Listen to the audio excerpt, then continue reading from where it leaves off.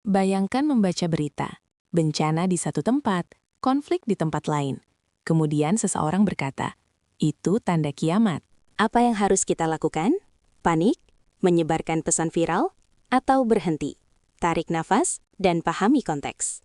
Dalam video ini, kita tidak mengejar sensasi. Kita menyaring informasi, memahami sumber-sumber rujukan, memetakan tanda-tanda kecil dan besar yang disebutkan oleh tradisi, dan yang paling penting, membahas bagaimana sikap bijak, iman tanpa paranoia, dapat membuat hidup kita lebih baik sekarang. Mari pelajari tanda-tanda zaman dengan kepala dingin dan hati yang tenang. Assalamualaikum warahmatullahi wabarakatuh. Selamat datang di Nama Channel. Topik yang kita bahas hari ini, tanda-tanda zaman, bisa memancing emosi, takut, penasaran, bahkan panik. Tujuan video ini bukan menakut-nakuti. Tujuannya adalah memberi pemahaman yang proporsional. Apa yang disebut tanda-tanda itu secara tradisi, bagaimana para ulama menafsirkan, dan bagaimana kita bisa respons dengan iman yang sehat, bukan paranoid. Kita akan menjelaskan kategori tanda, membedakan sumber yang kuat dan lemah, melihat konteks historis, lalu mengakhiri dengan langkah praktis agar hidup tetap bermakna, terlepas dari kapan akhir terjadi. Istilah tanda-tanda zaman merujuk pada peristiwa atau fenomena yang menurut teks-teks agama dan tradisi muncul menjelang berakhirnya suatu siklus sejarah besar. Dalam tradisi keagamaan, misalnya teks-teks klasik dan hadis dalam Islam, tanda ini terbagi menjadi dua, tanda kecil, minor signs, dan tanda besar, major signs. Tanda kecil adalah fenomena yang bisa muncul berulang sepanjang sejarah. Moral menurun, banyaknya kebohongan, orang-orang sibuk dengan urusan dunia, penyebaran fitnah, dan sebagainya. Tanda besar adalah peristiwa luar biasa dan langka, yang disebut dalam teks sebagai sesuatu yang mendahului babak akhir. Misalnya, munculnya sosok penipu agung, fenomena alam luar biasa, atau tokoh-tokoh mesianis. Banyak fenomena yang terlihat seperti tanda, namun bukan bagian dari tanda besar yang dimaksud tradisi. Oleh karena itu, kita perlu berhati-hati. Menyamakan semua peristiwa aktual dengan tanda besar dapat memicu paranoia. Kapanpun kita membahas tanda-tanda, kita harus bertanya, dari mana klaim ini berasal? Dalam tradisi Islam, rujukan utama adalah teks suci dan hadis-hadis yang diriwayatkan. Namun tidak semua hadis memiliki derajat kesahihan yang sama. Ulama klasik memilahnya, hadis sahih, hasan, doif, lemah. Banyak penafsiran populer bersumber dari hadis-hadis yang lemah atau bahkan kisah-kisah hikayat yang tidak memiliki dasar kuat. Selain itu, ulama melakukan pendekatan kontekstual. Mereka mempertimbangkan apakah sebuah tanda bersifat literal, simbolik, atau metaforis. Ada tradisi interpretasi yang menekankan pelajaran moral dari tanda, daripada menghitung kapan tepatnya suatu peristiwa akan terjadi. Tanda kecil banyak disebutkan, penyebaran kefasikan, kecurangan moral, pengabaian ilmu, meningkatnya korupsi, rusaknya tata kelola, banyaknya fitnah dan kebohongan, waktu terasa singkat, bahkan fenomena budaya populer yang menempatkan materialisme di atas nilai spiritual. Yang perlu dicatat, tanda kecil bukan penanda pasti kiamat. Mereka sering berulang di berbagai era. Mereka lebih berguna sebagai cermin evaluasi diri. Apakah komunitas punya kebiasaan yang merusak? Mereka memanggil tindakan reformasi sosial, pendidikan, dan etika, bukan panik. Kita akan membahas beberapa tanda kecil yang relevan dan bagaimana memaknainya secara praktis. Tanda besar, menurut sejumlah literatur tradisional, adalah peristiwa luar biasa yang akan mengubah lanskap sejarah. Kemunculan figur penipu mesianis, keluarnya makhluk atau negara destruktif yang selama ini terkurung, peristiwa langit dan bumi yang menakjubkan, turunnya figur suci untuk menegakkan keadilan. Dalam tradisi Islam, nama-nama yang sering muncul antara lain tokoh penyesat yang disebut Dajjal, kemunculan Al-Mahdi, turunannya Isa dan keluarnya Ya'juj wa Ma'juj. Para ulama berbeda-beda dalam memahami urutan dan detail peristiwa ini. Beberapa menekankan makna simbolik, beberapa menafsirkan harfiah. Kita harus menghargai perbedaan itu. Salah satu nama yang paling sering memicu rasa takut adalah Dajjal.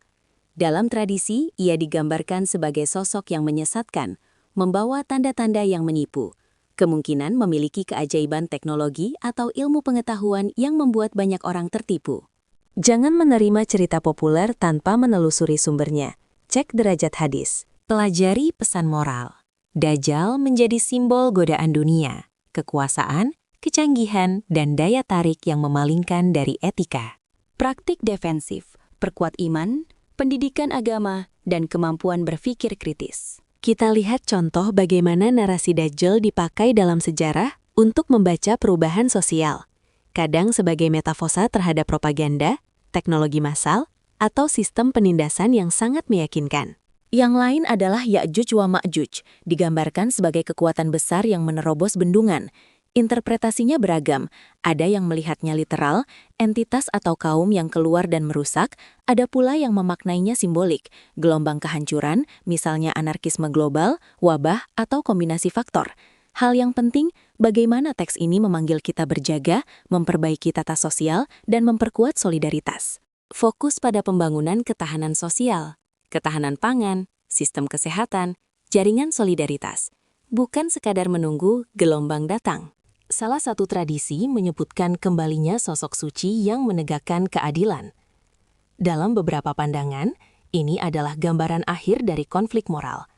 Penegakan hukum dan kebenaran setelah periode kaos. Untuk banyak ulama, pesan utama bukan individual figure, melainkan tegaknya keadilan dan penghapusan penindasan. Maka, saat membahas isu ini, kita fokus pada implementasi nilai, anti korupsi, perlindungan hak asasi, penegakan hukum adil. Kita hidup di era media massa, algoritma, pandemi global, serta revolusi teknologi. Banyak orang mengaitkan fenomena ini dengan tanda. Mari kita bandingkan. Pandemi, tanda. Bisa dianggap sebagai peringatan ekologis dan kesehatan masyarakat yang memanggil reformasi. Media sosial dan disinformasi seperti elemen yang mempercepat fitnah dan kebohongan. Perubahan iklim fenomena global yang menuntut tanggung jawab kolektif. Alih-alih panik, pendekatan rasional membantu. Mitigasi resiko, pendidikan publik, penguatan etika teknologi, serta solidaritas global. Kritisi sumber. Verifikasi klaim, apakah sumbernya syahih? Ada konteks historis? Belajar kontekstual. Baca tafsir ulama klasik dan kontemporer. Pahami perbedaan interpretasi. Fokus pada perbaikan diri dan sosial. Tanda-tanda memanggil action. Perbaiki keluarga, masyarakat, etika profesi. Jangan sebarkan ketakutan. Hindari clickbait, hoaks, dan narasi yang memperparah kecemasan. Siapkan praktis. Keamanan keluarga. Rencana darurat, literasi kesehatan, ketahanan ekonomi sederhana. Ritual dan spiritualitas. Perkuat ibadah yang menenangkan, doa, zikir, ilmu agama yang menyehatkan jiwa. Dalam dunia modern, banyak ulama menekankan dua hal. 1. Jangan spekulatif soal detail. 2. Gunakan tanda sebagai pemicu etika. Para cendekiawan juga menyarankan dialog antar agama. Banyak tradisi religius lain yang memiliki konsep akhir zaman. Membandingkan perspektif ini membantu kita memahami isu secara transformatif, mengubah kecemasan menjadi upaya sosial. Kita tampilkan beberapa studi kasus, ringkasan, komunitas yang menghadapi pandemi, konflik lokal, atau bencana, yang berhasil bertahan karena persiapan, solidaritas, dan kepemimpinan bijaksana. Pelajaran, kesiapan kolektif lebih efektif daripada spekulasi apokaliptik. Sebagai pembuat konten atau penonton, kita punya tanggung jawab, menyajikan informasi seimbang, memisahkan opini dan data, menghindari sensasionalisme, dan memberikan solusi praktis. Konten yang menebar ketakutan sering viral tetapi merusak. Kita bisa memilih narasi yang memberdayakan. Tanda-tanda zaman bukan sekedar daftar peristiwa untuk ditakuti. Mereka adalah undangan untuk introspeksi dan reformasi.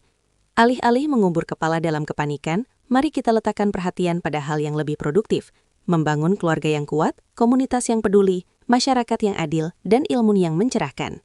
Jika video ini membantu, share agar lebih banyak orang paham bagaimana menyikapi tanda-tanda dengan bijak. Wassalamualaikum warahmatullahi wabarakatuh.